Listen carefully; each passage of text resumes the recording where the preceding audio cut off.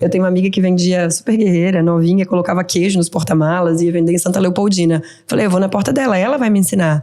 Então essa amiga super guerreira que vendia os queijos em Santa Leopoldina foi a amiga que foi a primeira vendedora da marca, que quando pisou falou, esse vestido vale X. Eu falei, você tá louca? Ela falou, valor 5 vezes mais que era. Ela, não, é isso. E ela acreditou, me fez acreditar e me treinou. Esse episódio é um oferecimento de Grupo V3 e EMEG, em parceria com Hub Fucap e Fervo Digital. Está começando mais um episódio do Gestor, o seu podcast quando o assunto é gestão prática. Nós trazemos aqui os melhores gestores capixabas e nacionais para uma conversa aprofundada sobre as melhores práticas de gestão para que você consiga traduzi-las para o seu negócio e, consequentemente, destravar todo o potencial de crescimento da sua empresa.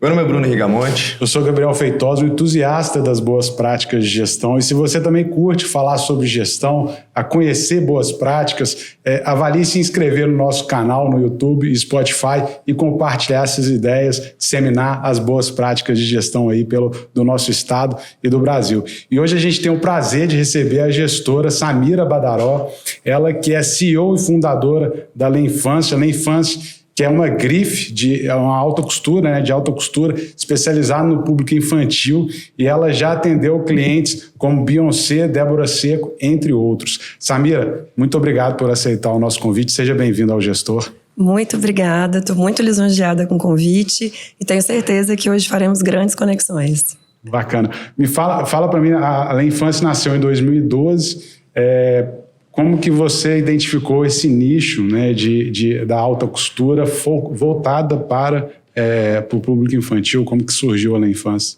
Vamos lá, acho que todo mundo espera escutar aquela história super bonita, né? Do empreendedorismo que já começa com propósito, que já começa alinhado com planejamento estratégico, e nem sempre é assim. A Lê Infância surgiu da necessidade de fazer acontecer realmente. Foi um momento muito difícil, muito conturbado da minha vida pessoal. É uma longa história. E nesse momento tão conturbado, eu me encontrei com uma prima. E ela falou, nós vamos empreender. Eu falei, meu Deus, como, né? Diante do caos, o cenário não era nada favorável. Finanças não era favorável. Vinha de uma posição de divórcio, de uma série de coisas que de fato não contavam a favor. Inclusive psicológico, né? E naquele momento eu falei, meu Deus, mas será a criança? E ela falou uma frase que tocou. Ela falou, a mãe deixa de fazer para ela para fazer para o filho. Uhum. Eu falei, entendi, tudo bem. Então vamos pelo caminho infantil. Mas nunca foi algo que começou só como um chute pela necessidade. Eu costumo falar que eu sou um pouco fantástico mundo de Bob. Eu vejo as situações acontecerem, eu sinto elas acontecerem, mesmo antes de acontecer. E ali eu já comecei a sonhar com uma empresa que fosse diferenciada. As referências já eram referências muito sofisticadas.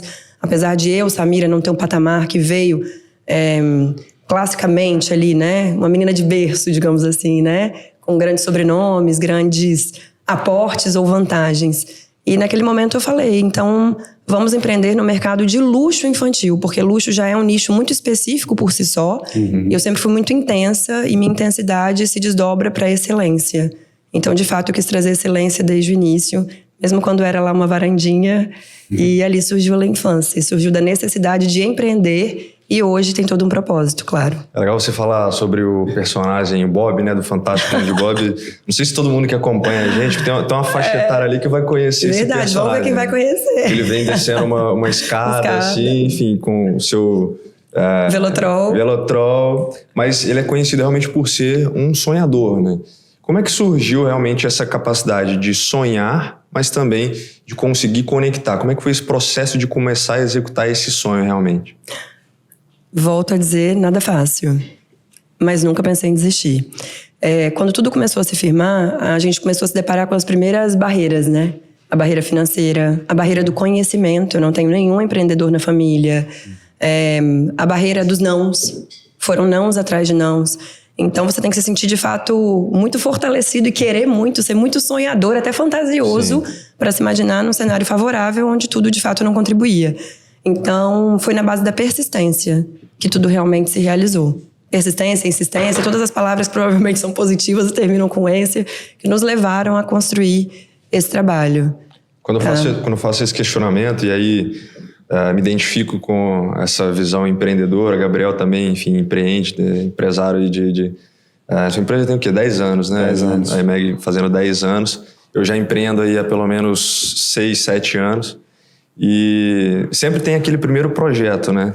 Eu sempre gosto de entender, cara, como é que foi esse primeiro projeto? Como é que surgiu, assim, cara, vamos fazer isso aqui, vamos testar?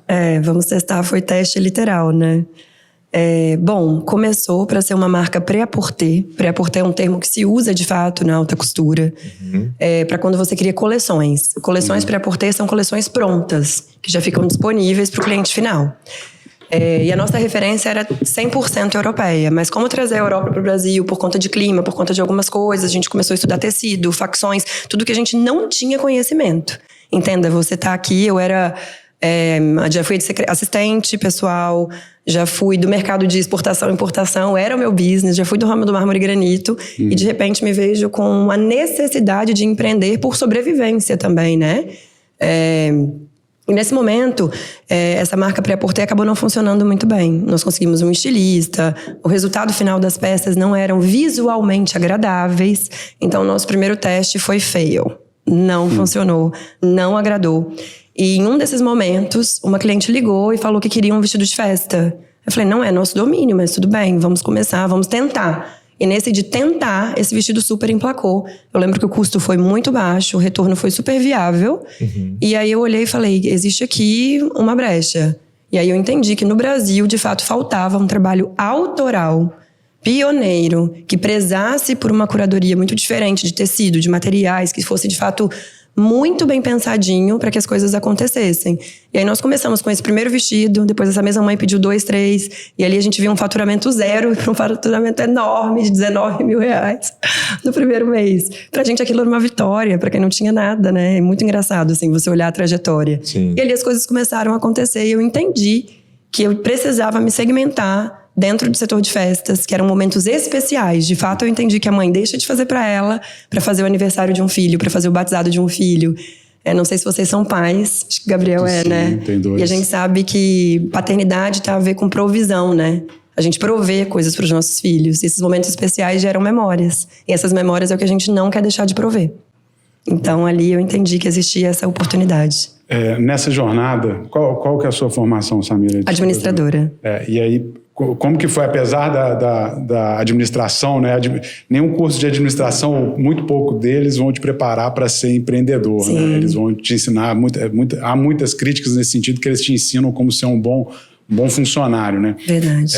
E nesse momento aí, quando você deu start, fez as primeiras vendas, totalizando aí 19 mil, como é que foi esse processo também de você se encontrar como empreendedora e falar, cara, porque não sei se você entendia de costura, mas pelo que eu entendi, você entendia de criar da parte criativa do negócio e efetivamente teve que lidar ali com diversos especialistas que iam trabalhar com a costura, com a criação para tangibilizar aquilo ali que você estava idealizando. Para além disso, você ainda tem que tocar um negócio e estruturar esse negócio também. Exato. Então, como que você foi se moldando enquanto uma empreendedora, né, uma gestora, para chegar hoje, por exemplo, aos resultados que a Lei Infância está tendo aí, que são grandiosos. Que a Lei Infância tem, a Meg conhece muito bem, né? Pois nos administra há 2 anos. Eu sou especialista em criar cenários. Eu não sou especialista em costura, não sou especialista em uma área produtiva.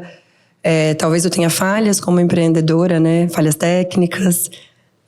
Eu entrei na faculdade com 16 anos, com 20 me formei. Depois fiz minha pós-graduação em logística, né? Um MBA. E engraçado, eu me enquadrava, mas não me enquadrava 100%, justamente por ter uma mente que questionava tudo isso que o cenário da faculdade trazia. Eu sempre fui muito dinâmica, então só palavras jamais me convenceria, como jamais me convencem até hoje. Eu sou extremamente visual. E quando eu começava a imaginar os cenários e onde aquilo poderia chegar, era grande demais, era alto demais pro lugar onde eu estava. Mas eu não deixava de acreditar naquilo. Assim, uma vez um repórter foi na Lei Infância e perguntou: você já se imaginava aqui, vendendo para essas pessoas, nomes consagrados, né? Como Beyoncé, esse mercado dos atletas tão fomentado, tão difícil de entrar. E eu falava, eu já me imaginava. E ela esperava ouvir, não. Não imaginava. As pessoas às vezes não imaginam onde querem chegar. Sim. Eu não tinha, de fato, talvez toda a preparação que eu vim buscando ao longo do caminho. Mas eu sabia onde eu queria chegar. Então, a faculdade, obviamente, foi uma base, mas o desejar foi muito além de uma base acadêmica. Tanto que nas minhas contratações hoje na La Infância, é óbvio que o currículo pesa bastante, mas existem outros pontos que para mim são mais relevantes, tá? Eu busco muito um perfil levemente agressivo, sabe? Um pouco parecido com o meu, intenso, que eu sei que vai dar o melhor. Eu acho que o tempo da gente é valioso demais para você não entregar 100%, seja a função que você está executando, né? Como eu disse, fui assistente pessoal, e ali eu já entendi sobre o servir, sobre pequenos gestos que poderiam, né, gerar um sorriso. E hoje a La Infância é pioneira no país há muitos anos. Costumo dizer desde que nascemos, graças a Deus. E estamos aí pleiteando um internacional muito forte. E aí tem um episódio que eu acho que também talvez marca um ponto, um turn key aí uma virada de chave de vocês enquanto gestores, que foi a venda efetivamente para a Beyoncé. Eu não sei se foi a maior venda e tal, mas que tem uma importância emblemática, né, na história. Traz uma coragem muito relevante. Você está vendendo para a Beyoncé, tipo assim, desculpa. Isso foi lá mais ou menos meados de 2018, se eu não me engano. Foi, né? 2018, 2019, por aí. Como é que foi isso? Como é que você chegou a esse momento? E principalmente assim, cara, como é que foi o impacto pós essa venda? Como que você estruturou o negócio para aproveitar essa oportunidade de ter uma ancoragem tão forte como a Beyoncé, para também alavancar o negócio e falar, tá, agora eu vou brincar com os tubarões aí, as celebridades aí, né? Então, como é que foi vamos isso? lá. Vou fazer uma jornada que eu acho que a gente consegue contextualizar melhor através da linha do tempo. La Infância começou, fez esses primeiros 19, que foi uma felicidade, depois o faturamento foi aumentando. E ali eu entendi que existia um mercado de luxo infantil, onde algumas pessoas conectavam pessoas. Por isso eu te digo que eu de fato, acredito muito no poder da conexão. E em algum desses momentos, uma concierge, que é uma pessoa que escolhe os itens do bebê, me conectou com a Débora Seco. Essa foi a primeira virada de chave da marca. Por que ela me conectou com a Débora? Porque a Débora anunciou que estava grávida, ela não podia ter filhos, tem uma situação bem linda em torno desse maternar. E eu tentava, desde o primeiro mês que ela anunciou a gestação, fazer alguma coisa para bebê. E a resposta era não. Todo mês eu mandava. E eles me respondiam, não, ela já tem tudo da bebê. Eu falava, mas como? Ela tá grávida, ainda é o primeiro mês. Então, se eu tivesse desistido ali, não teria tido o gatilho que me levou a Beyoncé, que de certa forma me conecta com a Débora. Por quê? Quando nós, através dessa pessoa, nos conectamos com a Débora, fizemos a festa de 1 aninho da Maria Flor, que até então se tornou a bebê mais famosa, mais conhecida do país. Ali nós somos capa de todas as revistas, todas, possíveis e imagináveis, todas as matérias. Ali enxurrada de seguidores ligavam. Eu lembro que o vestido na época custava, sei lá, R$500. As pessoas ligavam e falavam, quanto custa o vestido que a filha da Débora usou? 13 mil, 14 mil, 15 mil? Ali foi a virada de chave. Ali eu entendi que as pessoas davam ao nosso produto um valor que nem eu mesma como empreendedora dava. E olha que já era interessante. Já era algo que a gente já sabia que era notável e bem posicionado. Mas ali eu entendi que a marca deveria seguir com essa virada de chave. E ali a gente mudou tudo. Logomarca, a forma que a gente se comunicava, posicionamento de marca, os clientes com quem a gente se conectava, porque a gente entendeu que se vendendo um vestido de 500, 1.000, 1.500 existia público, também existia para esses vestidos de 12, 13 que as pessoas estavam buscando e já dando esse valor. E na época a Débora me ligou. A gente se gostou bastante, ficamos bem próximas, me convidou para ir à casa dela e nós fizemos um sorteio dessas peças no Instagram para que outras famílias pudessem ter acesso. Aquilo viralizou novamente.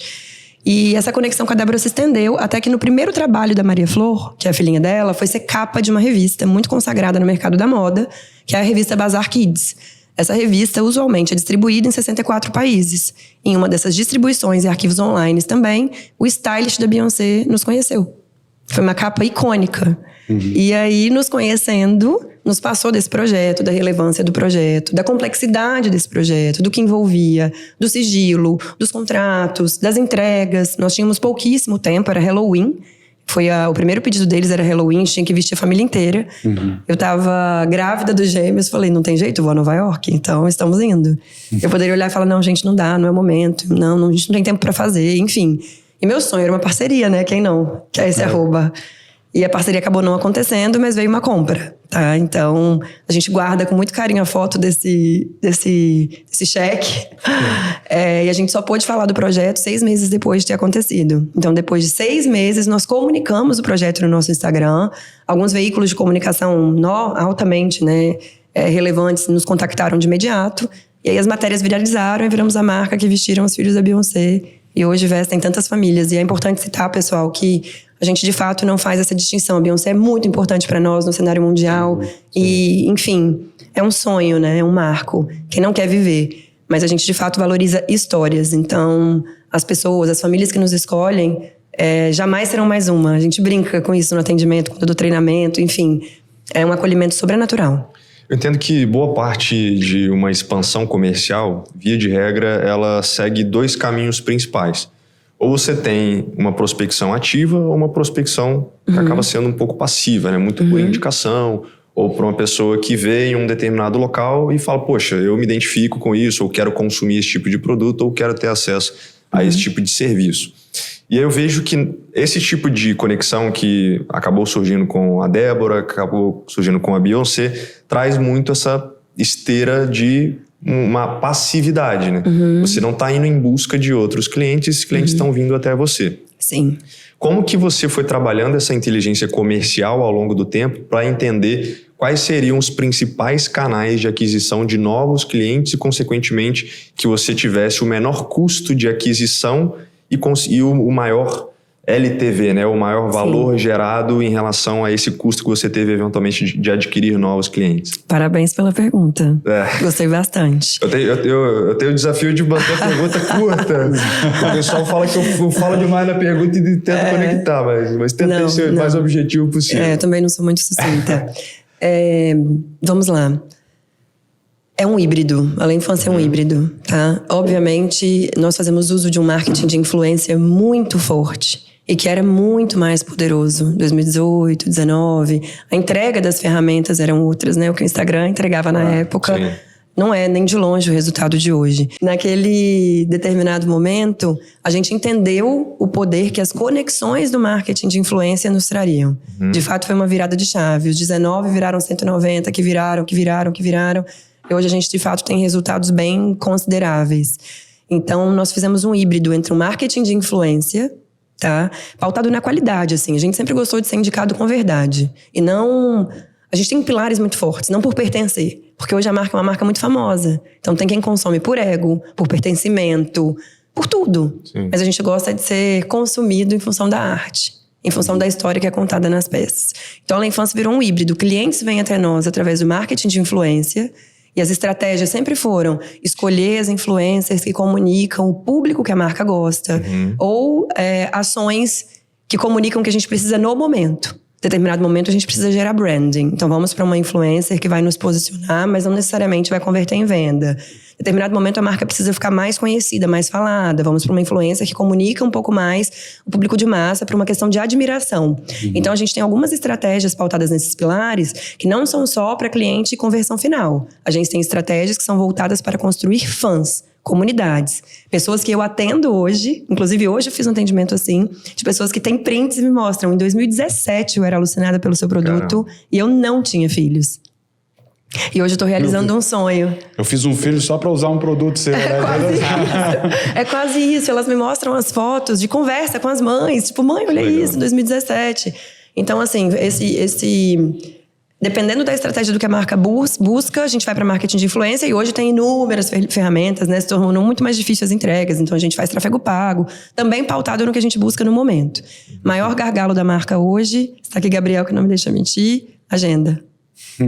Existe um trabalho feito dentro da infância, um departamento montado chamado PCP, né, Planejamento e Controle de Produção, que é de fato um mapa de tudo que a gente tem que produzir para quando a gente tem vaga. Então, às vezes a gente tem escassez de vaga que gera uma lista de espera absurda de milhares de famílias. E a gente às vezes não consegue, às vezes não, a gente não consegue encaixar. E isso é muito respeitado dentro da marca. O tempo necessário para que as peças de fato saiam com excelência. Então, a gente não consegue, de fato, abraçar o mundo. Não é um trabalho escalonável. Espero ter respondido a sua pergunta. Sim. Nada sucinta, mas falando para você que é marketing de influência, tráfego pago, ações e conexões. E eu acho que na sua fala é bem nítido que muitas pessoas confundem como fazer branding e como fazer marketing. Exato. Tem essa distinção que as pessoas realmente acabam que tem a compreensão de que marketing digital é branding e vice-versa e não necessariamente é a mesma coisa. Então, a sua fala vai ao encontro de ter uma compreensão de momentos diferentes, momentos que você consegue trabalhar mais marca e momentos que você consegue trabalhar funil de vendas realmente para uma pegada de marketing. Isso na mais marca focada. é muito desenhado. A gente já mapeou as semanas que são pautadas pra gente poder gerar branding, semanas que são pautadas para serem mais comerciais, e a gente desenha todo o nosso conteúdo através disso. Porque a minha pessoa por trás da marca, né, essa persona também é muito forte. Sim. Então hoje eu desenvolvo projetos paralelos. Hoje é a Samira que mentora mulheres, que fala para empreendedoras, que fala no acreditar, porque de fato é uma história que não é uma história narrada, é uma história vivida, né? A típica jornada do herói. Não tinha nada, não vem de uma classe financeira favorável, aliás, extremamente simples, e de repente se torna uma marca pioneira no mercado de luxo. Então como? Como chegou? Como fez? O avião caiu, você busca informação onde? Responde para mim. Na caixa preta. A Lei Infância tem o Black Box. Sim. Então a Lei Infância tem onde a gente acessa para poder gerar resultados. A gente brinca que você, armada da sua própria visão, construiu a infância, né? Não foi muito só da minha visão. Eu não sei se a gente pode adentrar itens como, óbvio, fé e algumas outras coisas. Mas boa parte dos meus beliefs, do meu fantástico mundo de Bob, também é pautado em fé. De fato, eu recebi uma revelação, eu sou evangélica, sou cristã, e uma revelação de um pastor que me acompanha há muito tempo e que orou comigo quando eu tava assim, falei, não aguento mais, agora eu desisto. Sabe aquele momento assim, não aguento mais. Quando eu separei, minha mãe não me aceitou de volta em casa, não tinha dinheiro. Contando no início parecia tranquilo. Contando agora, tô dando mais ênfase pra ficar mais dramático, que foi a realidade. Quando, de fato, ninguém aceitava as minhas ideias e convicções. E eu falo, mãe, você fez comigo quase um marketing de guerrilha. Tipo, não te aceito em casa, que aí você vai mudar de opinião. E não foi bem assim. E nesse momento, quando as coisas voltaram a ficar no lugar, esse pastor orou comigo e ele teve uma revelação de tudo que ia acontecer. Disso que você está falando aí, eu gosto de uma definição de fé, e aí se conecta muito com o negócio. Você tem que falar que fé é o firme fundamento das coisas que não se veem, Exato. Mas que se creem. E Exato. fazer negócios, lançar uma visão pro futuro e trazer isso pro presente para executar junto com o time para conseguir atingir esses objetivos está diretamente conectado com fé. Se não tiver isso, nem começa, né? Se não tiver isso, não começa. Tanto que na nossa turma de mentoria eu falei, eu quero pessoas que acreditem que existe, pode chamar de força superior, né? Mas para mim é o meu Deus. Essa sensação do acreditar sem ver. É o vento, né? É o sentir sem ver. Então, nessa revelação ele me contava, Gabriel, que em 4 meses a Lei Infância seria a empresa mais famosa do país. Que ele nos via vestindo pessoas, aquelas tão famosas que fechavam as ruas para as pessoas passarem, ruas, quadras. E aí me veio Beyoncé, me veio atletas mundiais do mercado do futebol, né? Pessoas extremamente consagradas. Nós fizemos Cristiano Ronaldo também. Tem alguns contratos de confidencialidade, mas o nome não tem problema falar. Neymar também. Então, de fato, essa excelência tem nos levado a locais muito altos. Bacana. Parabéns por essa Obrigada. História. Quando você olha para a questão do comercial e dessa prospecção ativa e passiva, e como você mesmo colocou, tem muito a Samira por trás da Lei Infância, né? E na jornada de construção dessa empresa, cada vez mais você vai precisar não ser menos Samira, mas a Samira ali não vai ter a capacidade de atender todos os clientes à medida que isso for crescendo e tal.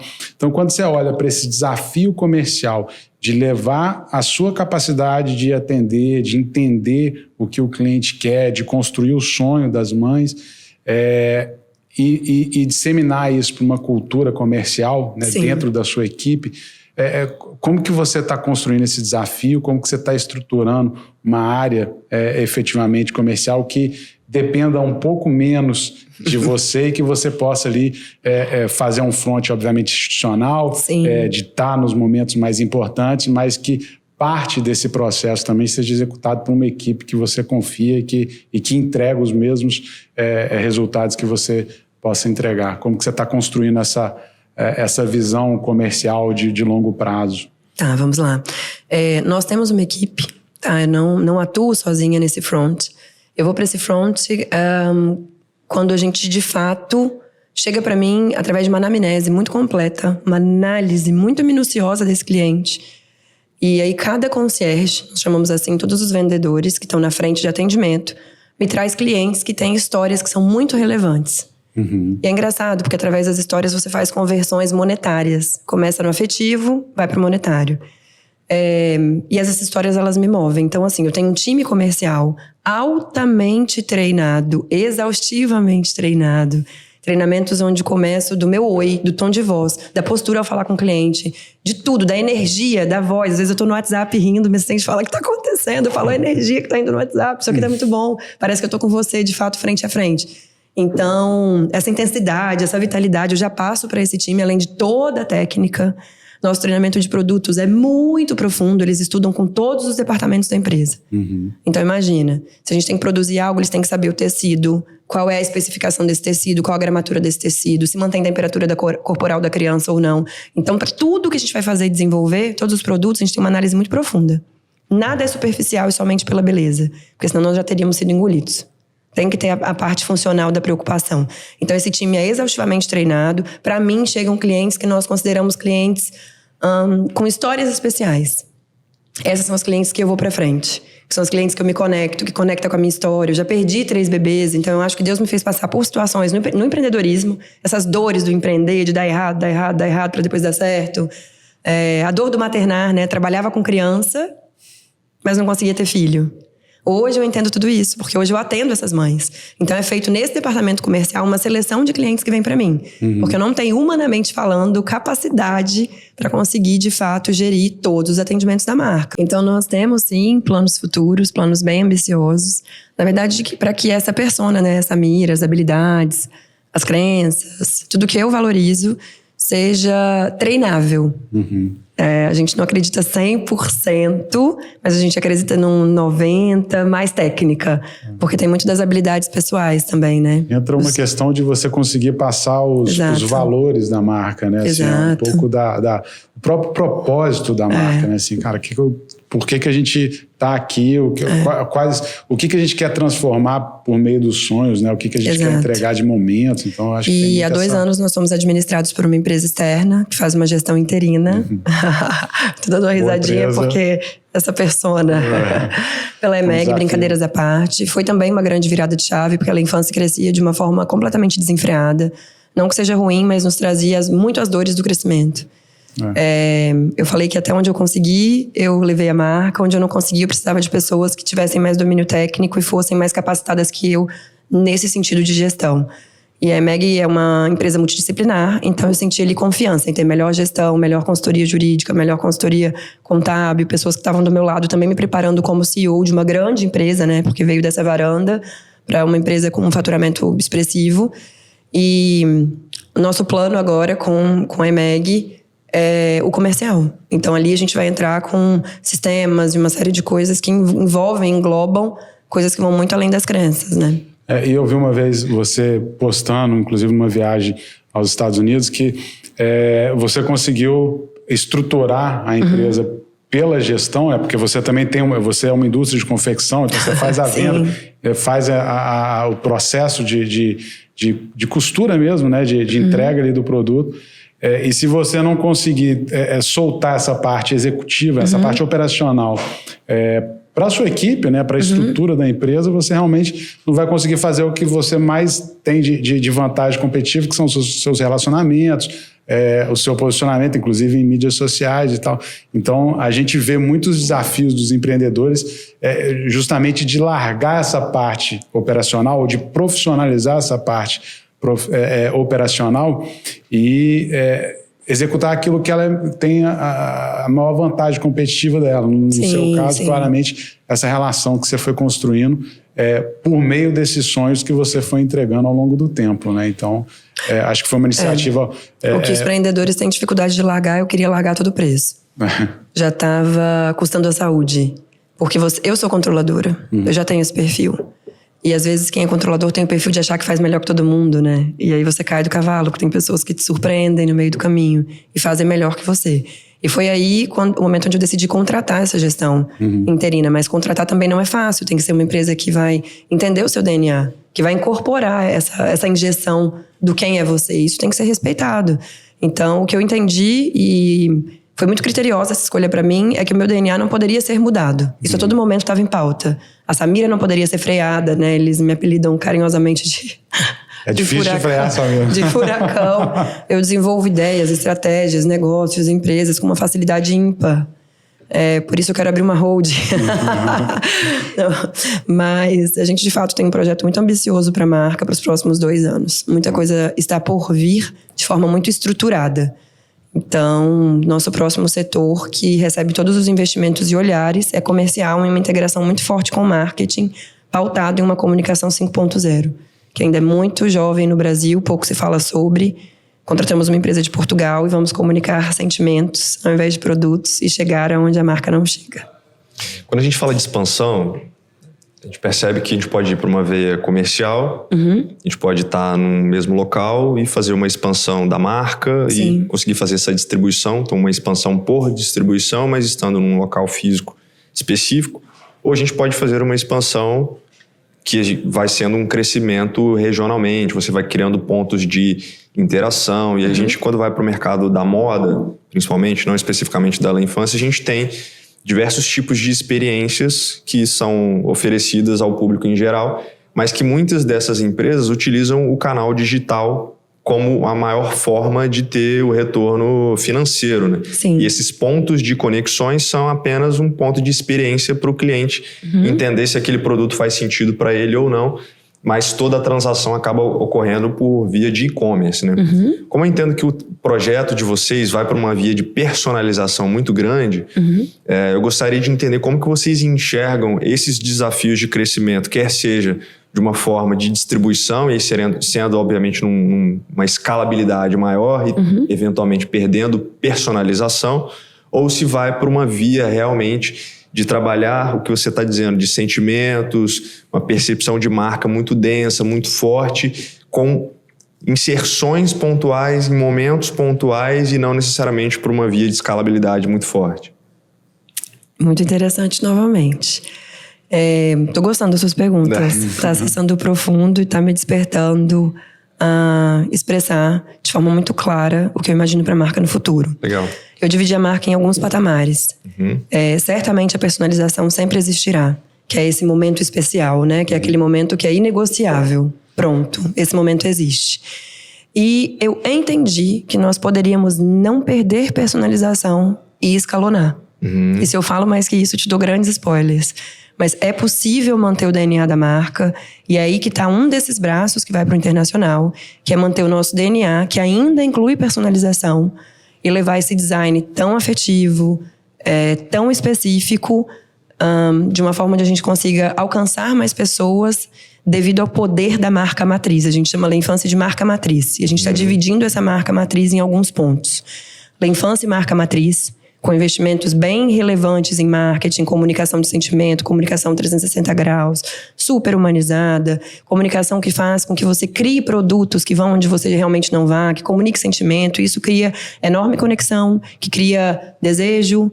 A escassez gera desejo também, a máxima do mercado de luxo. É o que a gente vive hoje, através dessa lista de espera. A gente já abriu o cronograma de 2025. 2023 pra gente já acabou. 2024 já tá extremamente escasso. Nós tivemos recentemente 63 milhões de visualização, é alto demais. E agora já abrimos 2025, e o nosso público, ele adere a comprar a longo prazo. Então, uma cliente que fecha com a gente, ela fecha 1 ano de vida, se ela ainda está gestante. E a que faz aniversário de 1 ano, já deixa de 2, 3, agendado. Ela gostou do que ela viveu ali, dessa excelência. Então, La Infância Matriz é isso, é sobre, de fato, ser exclusiva, e cada vez mais exclusiva. E aí essa empresa matriz, ela tem que ser muito forte ao ponto de gerar outras empresas que façam com que o desejo perpetue, mas que a gente consiga financeiramente atingir não só sonhos, como uma série de propósitos da marca. Então nós estamos conseguindo escalonar com personalização. E aí a gente entra muito forte no internacional, que são os nossos próximos sonhos, além de a Samira se tornar uma mulher que se posiciona como palestrante, como mentora de mulheres, esse empreendedorismo pautado em fé, as conexões que estão surgindo aí. E a mentoria, que é uma mentoria da marca, que também é um produto da marca La Infância, chancelado pela marca, que é onde nós mentoramos empreendedores. E nós trazemos ali a nossa black box, né? A gente permite com que eles acessem o caminho de como a gente percorreu e como a gente conquistou tudo que a gente tem conquistado. Você citou um pouco esse caminho saindo um pouco da infância, mas esse caminho de mentorar, de fazer esse trabalho com mulheres. A gente recebeu aqui até a Ana Acelera, né, que está fazendo um trabalho nesse sentido. Sim. E a gente vê também, até a gente está fazendo parte do IBGC agora, a discussão de ter maior representatividade das mulheres em conselho. Então, é uma pauta também muito importante. E que está em voga, né, de forma geral, assim. Então, o que você está fazendo nesse sentido, assim, para quem se interessar nessas questões, ou como que você está se estruturando para atender esse programa de mentoria também, se associado a alguém ou se independente e como que você vai organizar isso, e também como que você vai se dividir entre as várias, né, entre as várias unidades de negócio e essa questão de mentoria, como é que você está se planejando para isso? Esse é o grande desafio, né? Quando eu posto alguma curiosidade, é como dar conta, porque eu ainda tenho empresa, tenho projetos, tenho sonhos, tenho 3 filhos, 3 filhos, 3 bebês. A mentoria nasceu no meu coração como nasceu a infância, há 12 anos atrás. Aquela chama que você olha e fala, eu preciso fazer isso acontecer. As pessoas, em geral, nem todo mundo tem uma resiliência tão alta, nem todo mundo acredita no negócio a ponto de não desistir. E, de fato, eu sou uma pessoa que fui incansável. Eu sou. Eu falo, a gente tem que criar a ponto de sentir que a gente está se afogando. Porque aí não dá tempo de ninguém te engolir. Porque o afogamento, ele causa esse desespero. Então, eu costumo dizer que eu ando numa linha muito tênue. Ansiedade controlada é bom. Medo controlado é bem interessante. Se você souber gerir, não pode deixar passar desse limite. Porque isso te traz conhecimento, isso te traz necessidade de inovação, isso te traz uma série de coisas que te fazem aprender como nada nessa vida. E a mentoria se tornou isso pra mim. Se tornou a possibilidade de me conectar com mulheres que admiram, acima de tudo, a minha verdade, o que eu vivi, o que eu construí, o que eu tenho construído, o que é público e o que não é público, tá? Porque o que é público são os louros, né? O que não é público são as dores. E vai muito além só de dividir meu conhecimento, né? Óbvio que ao longo dos anos fomos estudando, fomos nos posicionando, passamos uma temporada em Paris, acessamos de fato essa alta costura, os bastidores de grandes maisons, foi um privilégio. Estudamos sobre gestão de excelência, há 1 ano eu estudo comunicação 5.0 com uma equipe de Portugal, então me preparei para mentorar essas mulheres e proporcionar para elas, além do forte acreditar, técnica. Técnica de como fazer acontecer. A gente, quando cria um negócio, Gabriel, a gente olha pra ele com muitas limitações. Às vezes a gente acha que ele pode ser só aquilo, e eu também já fui assim. Então hoje eu olho o negócio de alguém e falo, meu Deus, como você não fez isso? Como você não fez isso? Como você não fez isso? Como você não fez isso? É uma espécie de dom. Parece que vem, eu vejo, eu não sei explicar. E aí eu olho pros negócios das pessoas, inclusive a gente vai ter 2 cases na mentoria, de cases que a infância trabalhou pra poder apresentar. Tem uma marca que é uma marca que faz pomada. Eu falei, não, você tem que ter uma coleção de roupa. Mas como assim? Eu falei, não, você tem que pegar a composição da sua fórmula, associar tecidos de fibra naturais. Você está fotografando, usando criança que está usando outra marca, poderia ser a sua. Então você começa a criar nichos para essas pessoas que elas não entendem. Então tem uma pauta muito forte de desenvolvimento de produto, posicionamento de marca, inserção no mercado de luxo, marketing de influência. Vai ser bem interessante. E eu estou associada, não de forma direta, mas eu também fui mentorada para conseguir pegar todo esse conhecimento que está na cabecinha, né? De forma dinâmica e estruturar para fazer acontecer. Boa. Então, você está recebendo uma turma agora... 23 e 24 de setembro. Será em Vitória, no Espírito Santo. A primeira mentoria chancelada pela Lei Infância e vem empreendedoras do país inteiro. Bacana. Bem legal. Parabéns pela iniciativa. Obrigada. Uma das coisas que eu acho interessante, estava lendo um livro que chama O Almanaque de Naval Ravikant. E aí, uma das coisas que ele fala são alguns aspectos relacionados à alavancagem, que ele fala que é possível se alavancar por meio de mão de obra, capital, mídia e software. E eu entendo que a Lei Infância consegue se alavancar por meio de algumas dessas questões. Sim. Mas um outro ponto que ele aborda muito também são 3 pilares relacionados a essa possibilidade de você se tornar uma pessoa produtiva, e acho que está muito conectado com isso que você colocou. Sim. De você pensar primeiro, naturalmente, né, da sua saúde, da sua família e do seu trabalho. Claro. E aí tem algumas pessoas no Brasil que trouxeram isso e acabam falando muito sobre esses 3 pilares, né, exatamente de saúde, família e trabalho. Como é que é isso para você nessa... Você colocou, poxa, de ter ansiedade, mas nem tanto. De ter medo, mas nem tanto. Como é que é isso para você, dessa conexão, e se esses 3 pilares fazem sentido na sua vida? Fazem totalmente sentido para mim. Meu primeiro pilar é Deus, o segundo meu marido. Na nossa crença, a gente costuma acreditar exatamente dessa forma. Criamos nossos filhos para o mundo, né? Em algum momento eles vão voar. Então, nós criamos nossos filhos de forma muito dinâmica para que eles sejam adultos, independentes, bem resolvidos. E a gente não cria eles, de fato, cercado de uma bolha, sabe? De excesso demais. Então, a gente tem bastante zelo em relação a isso. Então, primeiro Deus, marido, filhos, empresa. Na prática, sendo honesta com você, nem sempre funciona dessa forma. Em algum momento, algo demanda mais de você. Então, óbvio, para eu estar aqui hoje, eu deixei a infância e matriz. Ontem, para ter a reunião da mentoria, eu deixei os meus filhos. Amanhã, que meu marido vai à igreja, eu não consigo acompanhar.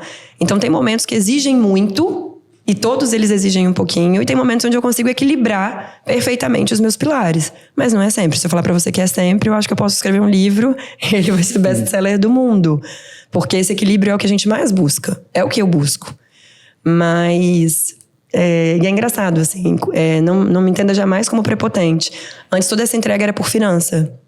Muita parte disso, sabe? A necessidade fez com que a empresa surgisse, o faturamento se tornou atrativo e a gente deu um propósito a tudo isso. Hoje não. Naturalmente tudo se inverteu. Hoje nós conquistamos nossos sonhos, o que a gente sempre imaginou, assim, conquistar mesmo, né? Como ser humano, como pai, uma certa estabilidade. E hoje a gente olha e fala, nossa, vai muito além disso. E quando você entende isso, parece que tudo flui muito melhor. Sim. A gente tem um poder de impacto e impactar é muito forte. Eu não tive isso, ninguém me impactou. Eu não tive quem me desse a mão, não tive quem me olhasse e falasse, nossa, que super talento. Não, meu super talento comercial surgiu porque eu falei, ok, tem uma empresa, não sei vender agora. Eu tenho uma amiga que vendia super guerreira, novinha, colocava queijo nos porta-malas e ia vender em Santa Leopoldina. Falei, eu vou na porta dela, ela vai me ensinar. Então essa amiga super guerreira que vendia os queijos em Santa Leopoldina foi a amiga que foi a primeira vendedora da marca, que quando pisou falou, esse vestido vale X. Eu falei, você tá louca? Ela falou, valor 5 vezes mais que era. Ela, não, é isso.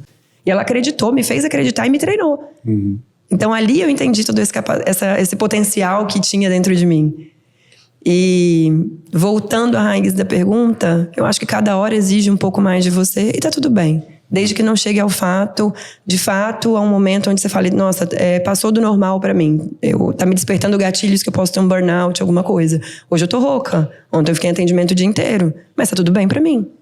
Eu tô muito firme no propósito que eu tenho. E eu vejo um caminho muito longo. Tanto pra Samira como mentora, né? Tanto pra Samira como palestrante. Pra L'Enfance Matriz. Pra esse pré-porter. E aí a brincadeira vai ficar legal. Falei hoje com o Gabriel mais cedo. Falei, Gabriel, tá preparado pra abrir uma holding? Porque eu tenho muitas ideias, são muitas coisas e eu preciso de equipe. Engraçado. Se eu puder dar uma dica, mesmo não tendo hoje eu quero uma equipe de projetos. Samira, qual é o seu sonho hoje? Eu quero uma equipe de projetos. Eu quero pessoas que rapidamente estruturam o que tá na minha cabeça. Pronto, aí pronto. Virou a máquina.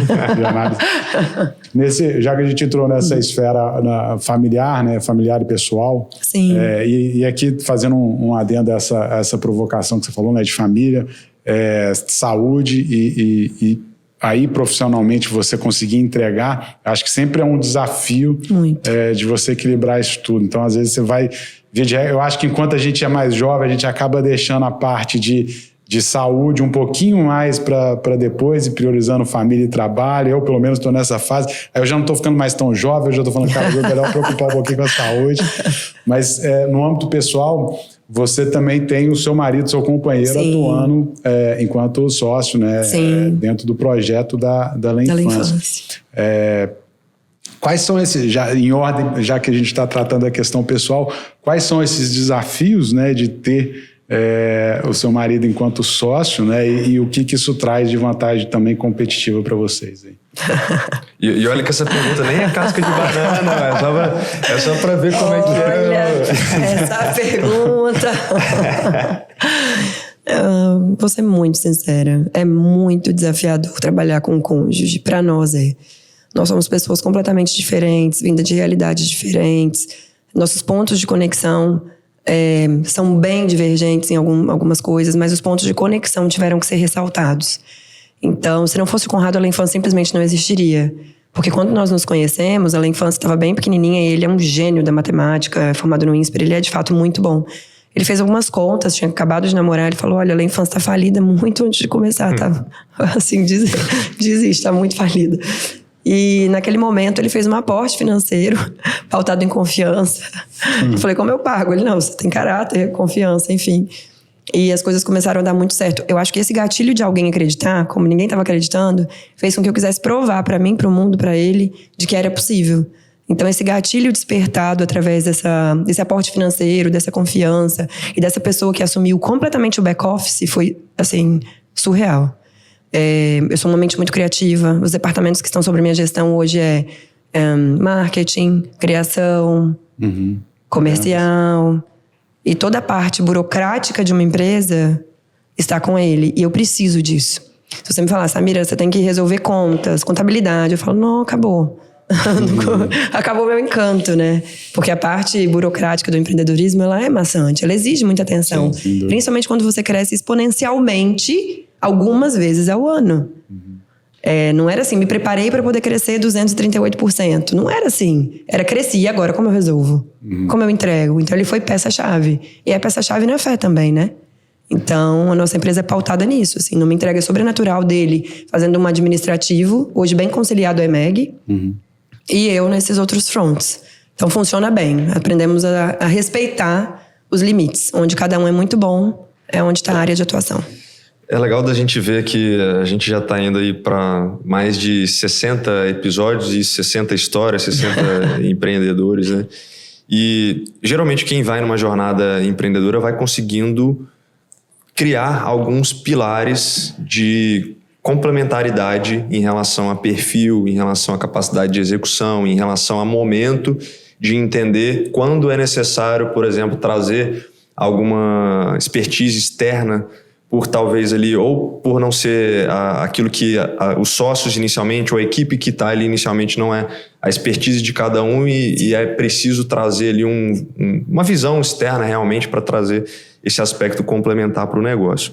Como é que vocês foram, além das pessoas que foram se encaixando nas posições e das consultorias, das assessorias, das empresas de gestão de modo geral, vocês foram conseguindo linkar ao longo dessa jornada, mas a compreensão de uma estrutura organizacional? Você comentou sobre a estrutura de PCP, também falou sobre um aspecto de gestão de marca, mas como é que é hoje isso para vocês, essa estruturação do que a empresa existe hoje dentro dessa posição da matriz, e o que você idealiza numa estrutura ideal, que seria os desafios que a empresa tem para continuar inovando e continuar executando esse trabalho excepcional?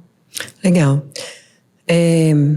Já existia uma estrutura mental em mim, nesse momento da varanda. Quando a gente é sozinho e tem que empreender, você tem que tirar cartas da manga, né? Então eu tinha 2 telefones celulares, eu alternava o nome do iPhone, porque eu aparecia com outro nome, eu era quem eu precisasse ser. E quando eu vendia, como eu já vim também do ambiente empresarial, trabalhei na Garoto, trabalhei em empresas de mármore e granito, eu já sabia basicamente o mínimo para que uma empresa funcionasse. O mínimo dos departamentos já era claro para mim. Então, eu, desde a varandinha já estruturava. Não, então, a gente acabou de fechar, meu setor jurídico vai mandar o contrato. Minha logística vai te chamar para o envio. Sabe? Tudo isso já acontecia. A gente teve algumas consultorias ao longo do caminho e a gente entendeu que consultorias não funcionavam para a velocidade de crescimento da marca. E aí contratamos uma gestão interina. Então, todos os setores receberam uma atenção e foram mapeados. Foi muito trabalhoso, porque não era só mapear setores, era mudar uma cultura organizacional existente, uma cultura familiar. Sim. Uma cultura onde tinha dons e talentos que, me desculpem, mas sem processos, hoje eu entendo que eles não estavam entregando o resultado total. Então foi necessário eu falo que é tipo um pé que você quebra, você tem que engessar para poder consertar. A gente teve que engessar alguns processos, isso foi muito difícil, porque engessar uma mente criativa, dizer não para um cliente, isso para mim foi assim, a parte mais difícil. Eu fui comprar todo o projeto de estruturação, ele já estava em andamento há mais de um ano. Até então eu conflitava bastante. Eu sabia da necessidade de ter uma empresa organizando, mapeando, fluxograma, desenhando processos, testando, errando. É importante dizer que tem falhas no meio do processo. Você não testa. Sim. E de repente aquilo funciona muito bem. Né? A gente não inventou a roda, mas a gente pode fazer com que a roda gire melhor. E isso aconteceu. Através de base e teste, a gente entendeu a melhor atuação, a melhor performance desse fluxograma. E a gente entendeu pessoas que eram inegociáveis, tanto para a marca, quanto posições que eram inegociáveis para que a marca fluísse melhor. E ali nós buscamos os profissionais mais capacitados do Estado para ocupar essas pontas que eram muito importantes. Então, a Lei Infância hoje tem uma logística que eu falo, nossa, vou até falar o nome, Fernanda, você parece que você é a dona da frota de avião. Não é possível o que você faz. O relacionamento que você faz, como você faz, o tempo recorde que você entrega, tanto nacional quanto internacional. Tanto que a gente recebe elogios logísticos. É muito louco, né? A pessoa podia elogiar a qualidade do produto e hoje elogia processos, coisa que já foi altamente criticada quando não era estruturado. Sim. Então, hoje, assim, os meus pontos de atenção, para essa grande estruturação. Para mim, essa nova virada de chave vai se dar agora, que começa mês que vem, que é a entrada de uma empresa, a empresa já está, que é a EMEG, de profissionais que estão focados nessa integração marketing com comercial, que é onde a gente começa a entender de pontos extremamente estratégicos. Sabe? Que hoje pra gente vai ser bem interessante. Porque o marketing não é só sobre fazer a melhor comunicação, ter o melhor produto. Envolve muita coisa e aí a gente vai adentrar bem profundamente para os próximos 2 anos. Samira, uma pergunta que a gente não pode deixar de te fazer, que talvez seja uma das principais características da Lê Infância, é esse processo criativo dela, né? De entregar para os pais, para as mães ali, aquele sonho, né, tangibilizado num vestido e naquele momento da festividade que estiver acontecendo ali. Como que você consegue, como que é o seu processo criativo para entender o que a pessoa está passando ali, qual que é aquele momento, o que está sendo celebrado e as características mais importantes para traduzir isso, né, em um produto que atenda à expectativa de um público altamente exigente, né? Exato. E aí, indo um pouquinho mais além, e como que você garante essa satisfação desses clientes que são tão exigentes também? Eu vou te falar uma frase, que é uma frase interna da Lê Infância hoje. Se te faz sentir, faz sentido para nós. Se não te desperta algo que vai além do que o seu dinheiro pode comprar, pra gente não faz sentido nenhum. Então, o nosso processo criativo, ele se dá... desde a entrada do cliente já é diferente. O primeiro oi, seja por WhatsApp, seja pelo canal que ele for bem recebido, né? A gente não coloca robôs, a gente não coloca automatização, a gente prefere aumentar a equipe para que essa pessoa se sinta acolhida por pessoas. É necessário que a gente entenda em uma anamnese, uma pesquisa muito profunda, o que é importante para você. Um atendimento de qualidade meu dura 1h30. Às vezes 2, às vezes 3. Porque às vezes a gente está contando da nossa infância e de histórias. Ontem eu comecei a atender uma cliente e terminei 6h. E maravilhoso, a gente criou grandes conexões. Então essa anamnese para nós é muito profunda. A gente não pergunta que cor a cliente quer, que caimento, que tecido. A gente fala pouco sobre o técnico e muito sobre o sentimento. E ali nessa conversa a gente brinca, fala, é tanta informação que parece de frente com Marília Gabriela. É tipo, quem é o Gabriel? Que legado você gostaria de deixar? O que você valoriza na sua vida? E aí a gente vai pegando palavras-chave, às vezes palavras se transformam em cores. Às vezes algo que você fale se transforma em um estilo. Então ali, obviamente, a gente já vem pescando todas essas informações que depois se transformam em informações técnicas. Isso é passado através de um briefing. E aí a equipe de criação já sabe que vai te atender, qual é a sua história, qual é o sentimento. E a gente ainda tem a vantagem de uma comunicação próxima, né? Então, às vezes eu falo, gente, aconteceu essa história linda, que coisa mais linda. Vamos valorizar. Recentemente, uma mãe mandou uma mensagem no Instagram e falou assim, a marca de vocês é linda, mas ela não é pra mim. Aí aquilo, opa... E eu olho às vezes, né? Tem a equipe que olha tudo isso, mas eu olho o direct e eles são instruídos a me mandar. Falei, eu vou ligar pra essa mãe. Pede o telefone dela. Liguei. A mãe falou pra mim, eu sou alucinada pela marca de vocês desde que minha filha nasceu. Completamente alucinada. Mas ela não é pra mim. A minha filha é autista. E na hora eu entendi porque ela falou que não era pra ela. A gente utiliza alguns tecidos de festa, como tule francês, algumas coisas que são mais ásperas. A criança que tem o espectro autista, ela tem essa sensibilidade. E eu falei, me desculpa, se a minha marca é exclusiva e personalizada, o mínimo que ela tem que fazer é ser exclusiva e personalizada para sua filha. E ali, eu pesquisei tudo. Eu liguei para grandes profissionais, muito renomados no estado, eu pesquisei tudo. Tudo que podia, o que gerava sensibilidade, o que gerava transtorno. Em 2 dias, ela estava com o projeto inteiro. E se tornou uma das maiores clientes potenciais da história da marca. Fui para Brasília, fui entregar pessoalmente. Então, essas conexões que dá vontade de você gravar, assim, ter uma câmera. E hoje ela olha e fala, meu Deus, vocês transformaram a minha filha em uma criança que não tem absolutamente nada. E esses momentos são momentos onde eu vivo com ela, momentos completamente comuns. Momento onde ela é a Valentina, onde ela é uma criança. Então, a exclusividade, a personalização vai muito além de tecidos e coisas. Vai de momentos. Então, nós atendemos crianças com paralisia. E aí, os nossos croquis são as crianças na cadeira de roda. Então, a gente faz, de fato, essa inclusão. Não da boca para fora. A gente faz para que essa mãe, de fato, se sinta extremamente especial.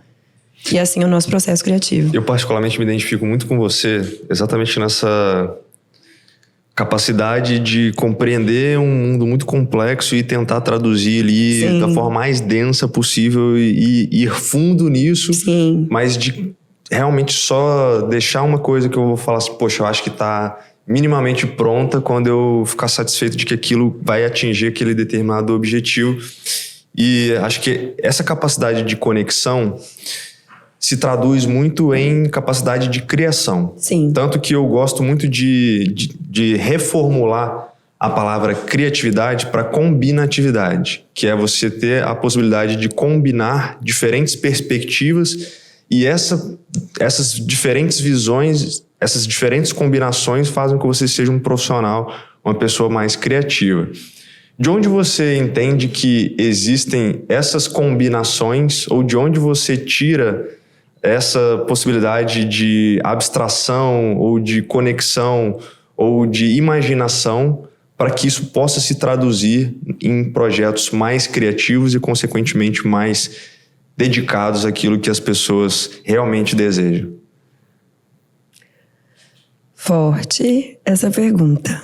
Eu não tenho uma resposta exata para te dar, mesmo. Eu me conecto muito comigo mesma, sobre a Samira criança, a Samira que não teve condições, a Samira que teve uma mãe ausente porque a mãe precisava proporcionar o estudo. Então eu acho que eu fiz valer e fiz honrar cada esforço dos meus pais na minha criação.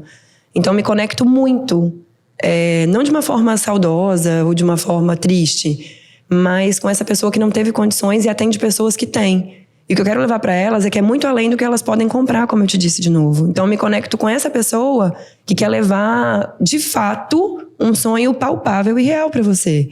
Às vezes, através dos nossos vestidos, nós resolvemos dores. Ah, que dor você resolve através de um vestido? A dor de uma mãe que está grávida de gêmeos, teve um parto prematuro de um bebê que nasceu morto e está com a outra na barriga. Como ela vai lidar?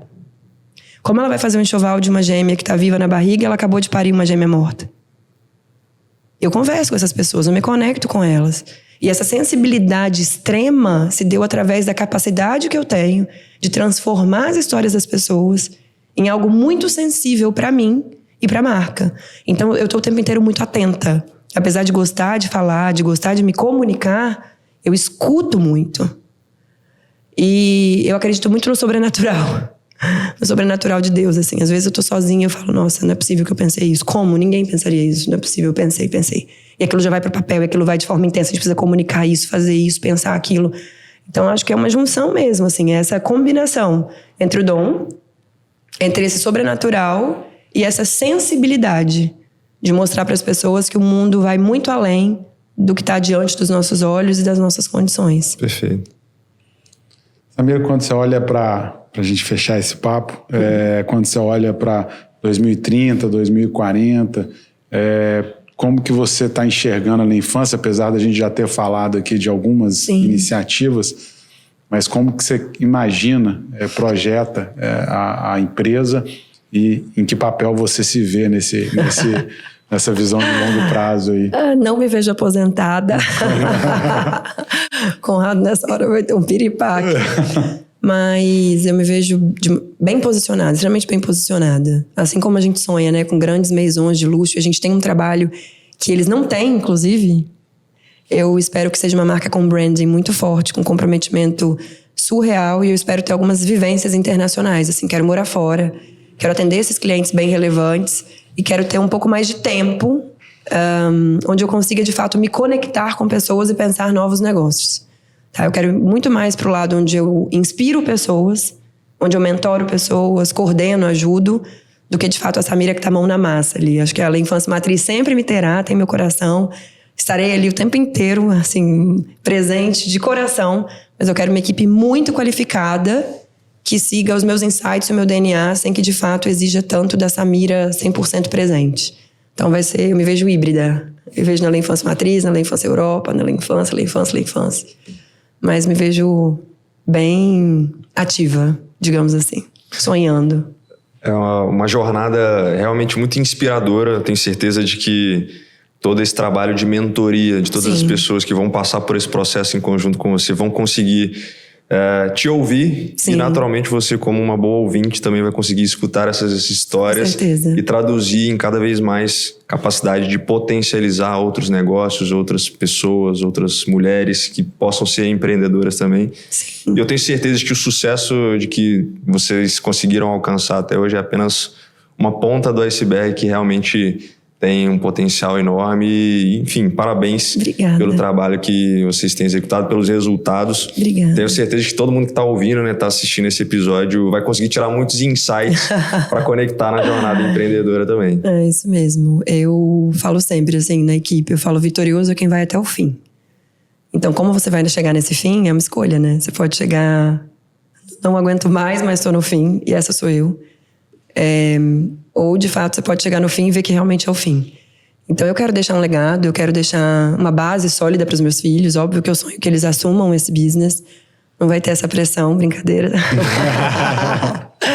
Tá registrado. Tá registrado, guarda aí essa entrevista. Mas eu quero deixar, de fato, um grande legado. Eu quero ser essa Samira, menina sonhadora, empreendedora, sobrenatural. Quero palestrar aí para 20 mil pessoas, 40 mil pessoas. Quero fechar ginásio. Por que não sonhar, né? Não custa. Certo. Vamos lá. Samira, mais uma vez, obrigado por ter aceitado o nosso convite. Obrigada a você. Sua história é inspiradora. Parabéns pelo que está construindo. Obrigada. E a gente tem certeza de que vai ser ali, uma primeira história de várias, né? Talvez você daqui a pouco até tenha disrupções nesse processo, né? E vá surgindo novos empreendimentos que vão ser tocados, né? Priorizados. Então, desejar sucesso. Obrigada. E, mais uma vez, obrigado por compartilhar com a gente. Obrigada a vocês. Quero meu setor de projetos. Pessoal, e se você chegou até aqui, espero que você tenha gostado desse episódio. Se tiver curtido realmente, se inscreva no canal, divulgue com quem você acha que essa história vai inspirar. Fica com a gente para os próximos episódios. Um abraço, valeu e até a próxima. Valeu.